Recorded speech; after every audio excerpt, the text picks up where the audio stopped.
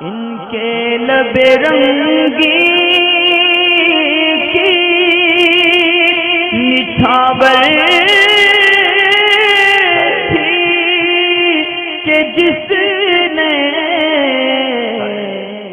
एक सवाल जमात के ताल्लुक से है कि बाज़ लोग वज़ू कर कर इसी तरह भागते हुए आते हैं, इमाम रुकू में होता है तो वो सीधे रुकू में चले जाते हैं, यानी नियत नहीं करते, तो उनकी नमाज होगी या नहीं होगी। तो नियत नहीं करते, शायद मुझे ये समझ में आ रहा है कि आप ये पूछना चाहते हैं, वो जैसे नियत बांधते हैं ना खड़े होकर कि नियत की मैंने 4 रकात नमाज ज़ोहर, वो ये सब नहीं बोलते और सीधा अल्लाह अकबर कह के जो है उसमें चले जाते हैं रुकू में, तो ऐसा मामला होता है। तो ठीक है, इससे भी नमाज हो जाएगी, इसमें कोई ऐसी बात नहीं है कि अगर वो मुंह से नियत ना करे, यानी दिल में नियत का होना काफ़ी होता है कि मैं ज़ोहर पढ़ रहा हूँ, और वज़ू करते तो ज़ोहर की नियत वहाँ अगर कोई कर रहा है उसको पता है कि मैं ज़ोहर का वज़ू कर रहा हूँ, तो ये चीज़ भी नियत के एतबार से काफ़ी है, तो इसमें नमाज हो जाएगी। अगर कोई शख्स खड़े होकर इतनी सारी चीज़ें नहीं बोलता कि मैं इस वक्त की इस इमाम के पीछे 4 रकात 2 रकात ये सब नहीं बोलेगा और सीधा रुकू में चले जाएगा, नमाज हो जाएगी।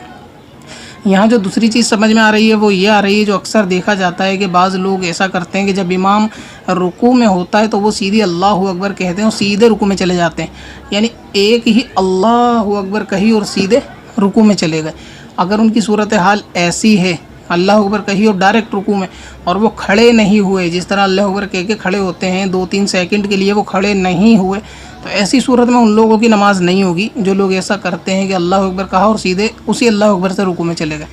अच्छा, अब इसमें एक चीज़ और भी गलत होती है, वो ये होती है कि जब इमाम रुकू में होता है कि लोग आके अल्लाह अकबर कहते हैं, और बाज़ लोग ये नियत कहने में टाइम भी लगा देते हैं, इमाम रुकू में और वो पीछे से आने वाले नियत करता हूँ मैं 4 रकात, ये सब चीज़ें बोल रहे होते हैं, इतने में इमाम जो है वो रुकू से खड़ा हो जाता है, तो इस सूरत में उनकी वो रकात जो है वो निकल जाती है। तो ऐसा ना करें, अगर इमाम रुकू में हो तो वही तरीक़ेकार सही है, आप अल्लाह अकबर कहें, हाथों को छोड़ दें और दूसरी अल्लाह अकबर कहें और रुकू में चले जाएं। अगर आप एक ही अल्लाह अकबर से बिना खड़े हुए सीधे अल्लाह अकबर कही और रुकू में आके वो अल्लाह अकबर ख़त्म करिए, आपने क़याम किया ही नहीं, तो ऐसी सूरत में नमाज नहीं होगी। और इसका जो सही तरीका वो ये है कि यहाँ पर इस दौरान नियत भी नहीं बांधनी चाहिए। बहुत से लोग बांधते हैं और कोई मसला भी इसमें सख्त नहीं है, अगर कोई बांध भी लेता है तो बहुत से लोग क्या करते हैं, अल्लाह अकबर कह के नियत बांधेंगे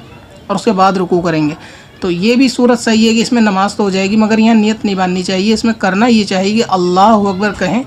अल्लाह अकबर और हाथों को लटका दें, फिर दूसरी अल्लाह अकबर कहें और रुकू में चले जाएं। तो ये तरीक़ेकार बिल्कुल सही है कि ऐसा ही करना चाहिए, एक अल्लाह अकबर कहें, हाथों को छोड़ दें और फिर दूसरी अल्लाह अकबर कहें, रुकू कर लें, यानी कुछ वक्फ़ा क़याम में ज़रूर करें और दूसरी अल्लाह अकबर में रुकू करें, तो इस तरह ये ज़्यादा सही है और इस तरह नमाज हो जाएगी। बाकी नियत कोई नहीं करता हो जाएगी, और जिस सूरत में नहीं होती कि वो खड़ा ही नहीं हुआ, पहली अल्लाह अकबर ही में रुकू कर लिया, तो भी कोई बात नहीं। और अगर वो खड़ा हुआ था, यानी अल्लाह अकबर कह के खड़ा हुआ, फिर दूसरी अल्लाह अकबर उसने नहीं बोली और रुकू में चला गया, तो भी नमाज हो जाएगी, कि वो तकबीर इंतकाल है और ये तकबीर तहरीमा है। तहरीमा शर्त भी है नमाज में, और तकबीर इंतकाल वो सुन्नत है, उसके तर्क से नमाज वाजिबुल इयादा नहीं होगी, ना नमाज में कोई ऐसा ख़ास फसाद आएगा, तो इस सूरत में उनकी नमाज हो जाएगी। और तो बेहतर यही है कि नियत भी नहीं बांधनी चाहिए, और करना यही चाहिए कि कुछ देर अल्लाह अकबर के हाथों को छोड़ें और छोड़ने के बाद अगली अल्लाह अकबर में